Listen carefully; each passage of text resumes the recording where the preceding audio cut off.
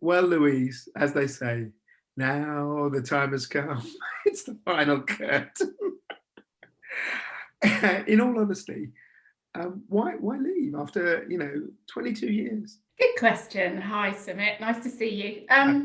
I guess there's a number of reasons, really. There were sort of two natural choices for me. Well, first off, I should say I have been doing the job for 22 years, be it in three different organisations because of pulling them all together and creating something quite different as it is today.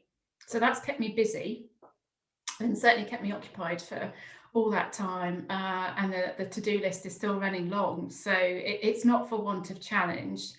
But for me, it was a timing thing. I always knew there would come a time when a change would be due. And during the course of last year, various things happened to us all, actually. But for me, there was a few things that happened that just gave me a bit of time for personal reflection as well as professional. The institute's in really good shape, and so I felt like it was a good time to try something new. We'll talk about where you're going in a moment, but let's go back to that childlike Louise who joined the Energy Institute all those decades ago. Um, when you first joined, what kind of organisation was it? I think it was still very, there haven't been that many female CEOs in the energy industry in all these years, sadly, still. So you broke the mold even more so then. Did you think you were joining something weird, an institution that was very kind of stuffy? What was it like for you as a young woman and then becoming a CEO so young as well? Yeah, so I did a couple of years in the commercial world before I fell upon the world of sort of charities and professional bodies. I didn't really know what a professional body was, if I'm really honest, and I knew very little about energy all those years ago. But it was either go learn something about these organisations, and the not-for-profit world appealed to me anyway. The alternative job offer at the time was to work in the PR office of a very glamorous hair salon, whose name shall remain only known to me, because the choice between the two, well, anyone that knows me well knows that that's not the place for me to be. So I took the other one. I thought, well, I'll do this for 6 months. I'll learn some good stuff, surely. And I absolutely did, but it just took me a bit longer than 6 months to work it all out, I guess. You don't, But yeah, back at the time, you're it not an was engineer by background, are you? no. So I'd done a business degree, and then I'd done press and public relations as a follow up to that. Because I was graduating at the height of a recession, so it was not a good time for graduates to be looking for jobs, and particularly ones with quite generic studies like mine under my belt. So hence why there was a bit of a lapse before the opportunities came along, and then they were quite different. So what did I find? I found quite a sleepy organisation, very sort of focused all about the UK. There was no international lens on it at all. Much like the panelling behind me, except this stuff was oak. And there was green leather inlay on the tables in the meeting rooms. And the women in the organisation were all in the office in the staff team. I didn't meet any female members of the organisation early on. Yeah, when I think about it now, it was a very, very different place. And I was told early on, which was some advice that I ignored very ably, that I would be seen and not heard, you see. Wow. Well, But this is not the 1950s, this is 98, right? no, but it was the mid-90s when I I mean, first went there, and then yeah. by the end of the 90s that I'd been appointed the CEO. So I was 27 when I was appointed CEO. And it was a very contrasting set of opinions, because the early part of me arriving at this organisation being told I'd be seen and not heard.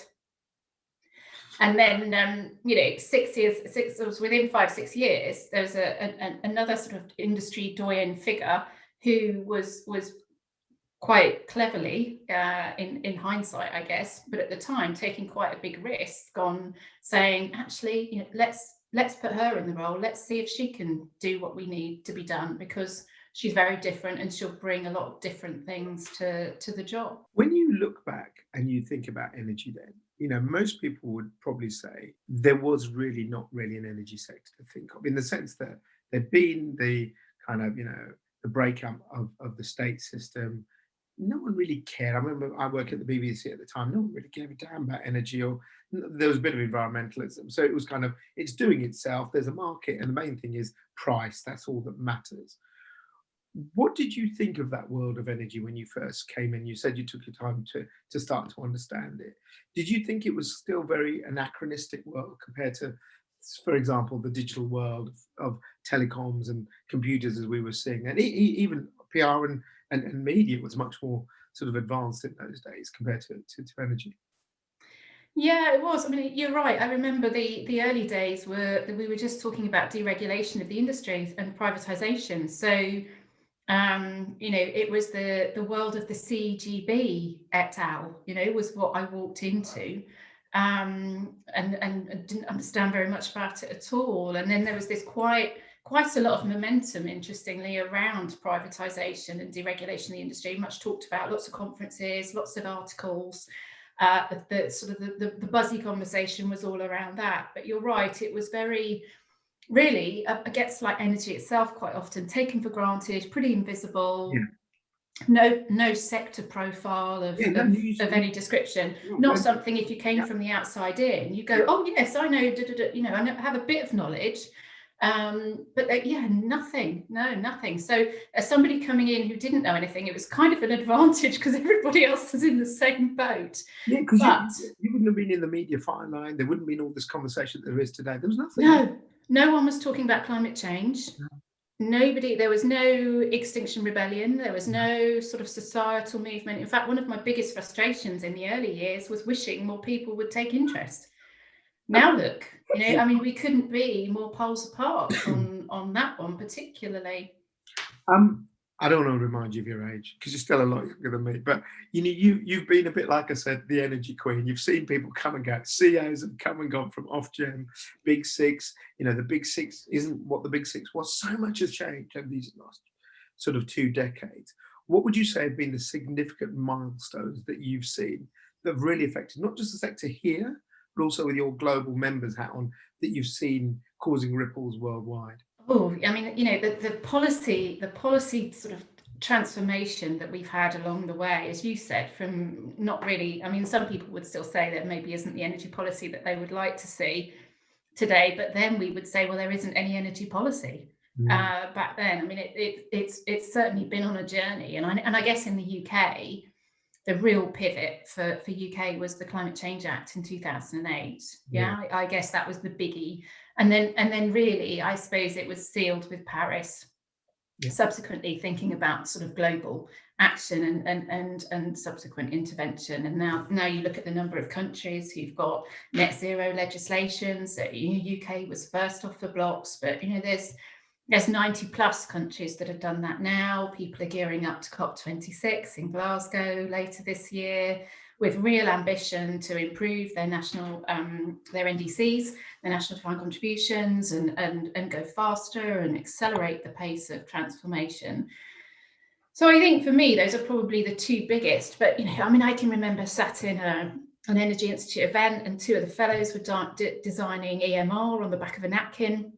there you go. We had fellows who were on the Committee on Climate Change, first committee, and subsequent ones that have followed, quietly giving their advice and their guidance, using their knowledge to help really inform and shape the evidence base, which is essentially what we've spent all this time doing, and the EI will continue to do looking ahead. So just quietly putting its head above the parapet, trying to share the benefit of its wisdom, collective wisdom amongst the membership, in order to try and get to the right answer that for the public good ultimately.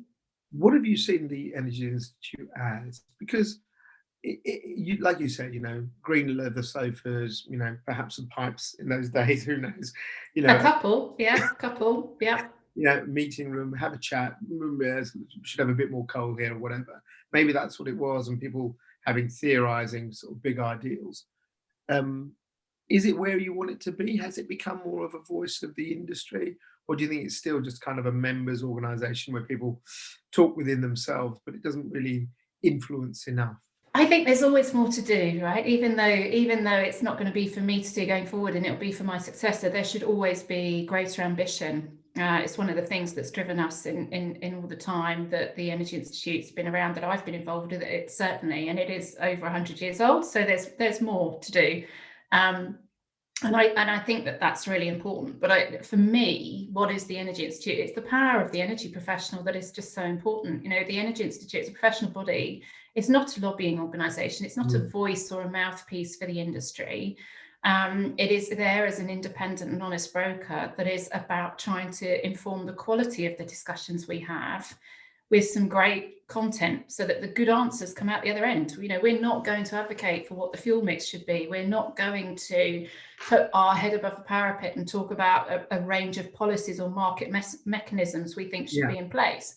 What we do, and what we will continue to do, I'm sure, is to say, if you take a particular option A, just make sure you've thought about B, C, and D before you leap, Mm. because that's where your unintended consequences are. But that's from a position of science and from a position of informing the evidence. Now, you know, those things aren't necessarily the sexy things that grab the headlines, but neither is that what we're there to do. So whilst, as you know, I'll do quite a lot of these sorts of things, and in the days when we met in a room and talked to each other, I would do a lot of that too. But it's from that standpoint to really amplify the voices of energy professionals. And in the time that I've been involved, we've given voice, those voices look a lot different. So you've mentioned how they might have looked way back when, which is right. And there were a couple of pipe smokers that used to sit around the board table. I remember that. But now we've given a voice to a much more diverse community in the Energy Institute, which is, I think, a real tribute to what the organisation has done. Much younger voices. So tomorrow's leaders have got great opinions and ideas and expertise to bring to the debate, and they are hungry for change. And they want people to be, you know, they want to hold people to account for it, quite rightly. And it's real motivation for those that are leading today to think about how do we harness that talent and keep pulling that through the sector. So those sorts of roles are really important things for the Energy Institute to keep doing and do more of. And I guess what would I do better? I just do it at scale. I just keep ramping up the scale and looking for the opportunities to be able to have more influence in those positive ways, whether that's in the UK or whether that's in the Middle East or whether that's in West Africa or Southeast Asia, wherever we are now as an international organisation. That's what I'd be trying to promote. Would you say that you know, as you say, it was a very UK-centric organisation. It has become more international in the last 2 decades, and I think that's probably quite, you know, a testament to you know, we like to lock ourselves in this country quite a lot, but I think globally the UK energy sector is still seen as a leader, isn't it? After all these years, and Absolutely, absolutely. people want to You know, and I align. remember, yeah, a lot of the debates we had around Brexit. Yeah, remember that when we were all debating that one. Was, you know, oh well, what's going to happen to all of the environmental regulation and all of the environmental policies and energy policy that we've tried to work on and improve? And our answer was always, do you know what? I don't think it's going to have a big impact, quite frankly, because we've always been in the leadership position there, and there's no reason why we won't continue to do that. And I think, you know, if you look at what's coming later this year to the UK, even if it happens virtually and not as a physical gathering, which I guess is possible, there's still the opportunity for the UK to use its diplomatic service and its influence and its expertise, actually, to help others to get to the same place as our thinking and go further, you know, and implement policies and design mechanisms that make this happen for everyone's benefit. What's been your biggest regret you feel you haven't achieved in your time at EI? Oh, I don't have any regrets. I guess I'd always I That's don't know. a No, management answer. no, should I get with Anne? Yes, no regrets at all. But I think, oh, if I had more resources, if I'd have had more power to my elbow, I could have gone and done a lot more, a lot faster, which I guess goes back to this point of scale. Yeah. Um, and that would have really given me sort of some ammunition to do even more, which I would have suppose been it's brilliant. tricky because you have members who would have complete. They could be members of your organisation, but completely different views. Someone who's completely green, and someone who's Yep. completely pro coal or oil and gas. and you've got to satisfy both of those because they both want membership of this organisation. So, in terms of kind of what more could it be, you have to represent what your members want. And No. That's the beautiful thing about professional bodies. So if you're running a trade organisation, you absolutely do. So your struggles in that conversation where you've got polarised views is about trying to find consensus. In my organisation and my world, it's about what does the evidence say? Then that's the right answer for the public good. And if you don't like it, I appreciate that you don't like it and I hear you, but that's the right answer. Which is different. It's different. It's not about trying to get to consensus or worrying about lowest common denominator at all. And rather than, I guess, sort of the green campaigner versus the coal man or yeah, woman, probably the only place where there is a little bit of contention sometimes in the membership discussions is around nuclear, because that tends to be where historically there have been those extreme views. But even now, I think there's a lot of brokering and a lot of building of understanding, which is part of the value of a professional organisation. You know, sometimes these views come out of just not understanding and not appreciating the content. And actually, in bringing people together and sharing that, you can find a better, more accommodating place for some of those more extreme views. do you think the energy sector has matured? And that sounds stupid for a sector that's been around for hundreds of years, but I think it's matured a lot in the 10 years I've seen it because you now have people you'd never have thought advocating electric vehicles, renewable energy, all of these things. There's been a debate that's brought the public with it. The public are now engaged. And as you said, you're trying to get more younger members. You're going to have different people coming in who are joining the sector from different backgrounds. Do you feel that it's changing now simply because not because it's had to change, but it's reflecting society? Yeah, and I do think it has, but I also do think it has to change. I do Right. think actually it is really, really important, and part of the things I'm really proud of in bringing those more diverse voices into the Energy Institute, and therefore sort of promoting the things that they have to say to people who influence and shape the energy system now is really, really important, because whilst this sector was invisible when we were talking about it in the late 90s, it has to be incredibly visible now in order to attract the innovation and the talent that is needed to get to net zero. We can't do things the way we used to do it with the same faces, the same thinking, and the same processes. We have to be really creative and innovative, and that requires all the talent from all walks of life, including those that we just don't appeal to in enough quantity at the moment. So yeah, I think the visibility of the sector is never been more important actually to get to net zero. You're off to BP, and many would think that's a very odd move. In some ways, it's a natural move because of the history of the Energy Institute, but also with the focus on net zero, your own personal interest in net zero.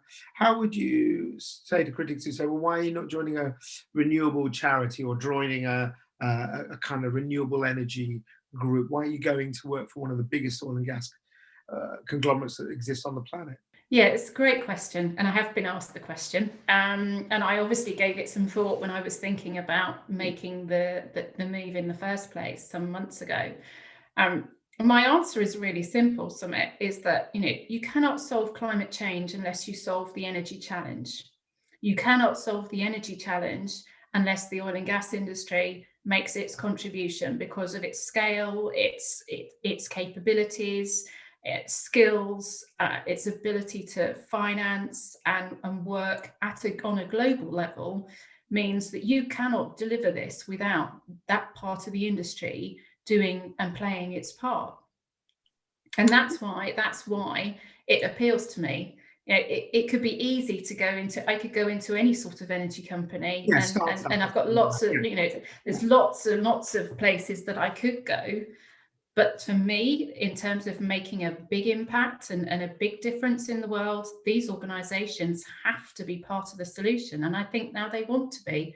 And certainly from where I think we were talking in the Energy Institute 2.5 years ago about being bolder and being braver about the narrative and pushing organisations in the energy sector to go to net zero, and thinking, oh, would we lose people and sort of customers to the organisation and beneficiaries for our services and support if we did that? We upset a lot of people, and it was a genuine worry.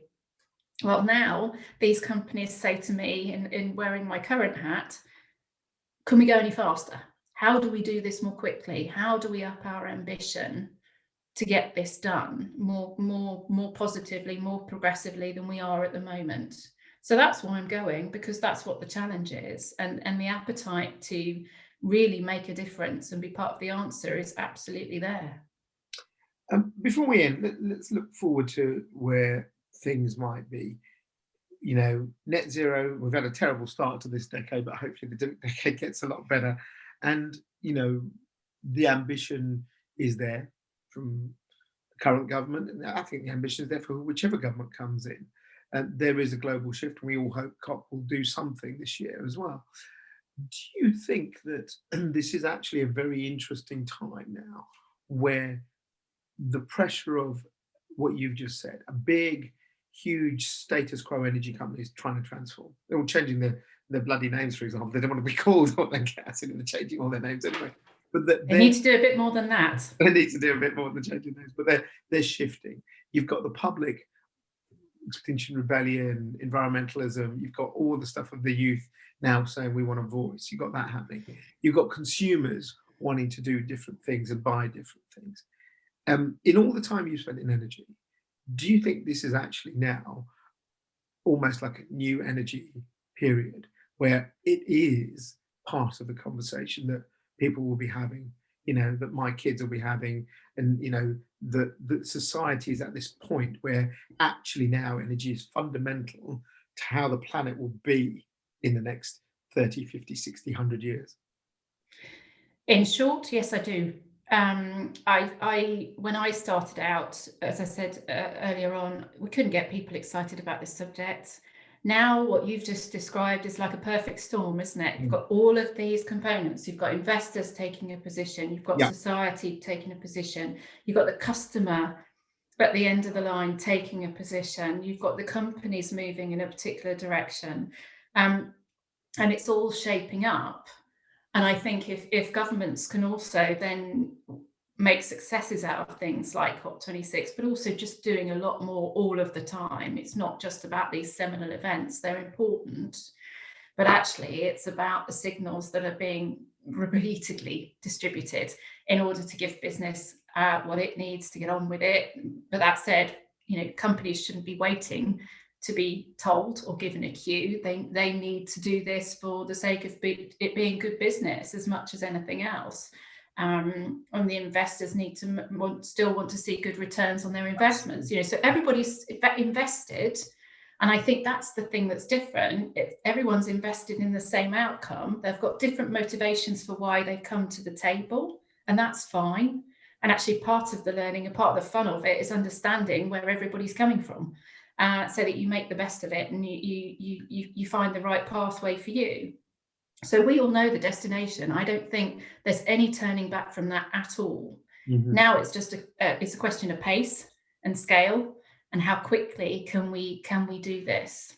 And finally, what are your I wouldn't say wishes, because obviously it'll go in its own direction with the new CEO, but what are your kind of hopes and thoughts of where the relevance of the Energy Institute will be in the decades to come? Well, it's been around for over 100 years. There's an awful lot more to do. Time is of the essence, and the things that it does are long term.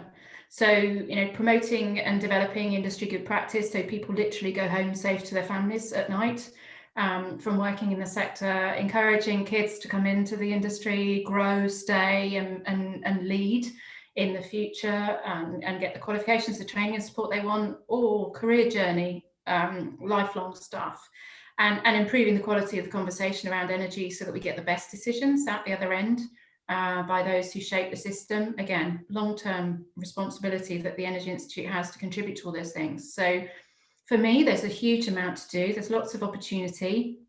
You know, we've got, as I said earlier, we've got to reach out to people who wouldn't have thought about being in the energy sector for a career before. And we've got to try and attract those people into the sector, because we need all the brains to get this job done. You know, there aren't much bigger challenges in the world than the one that we've been talking about, right? So we Oh. really need to bring the best people to the problem to help us solve it.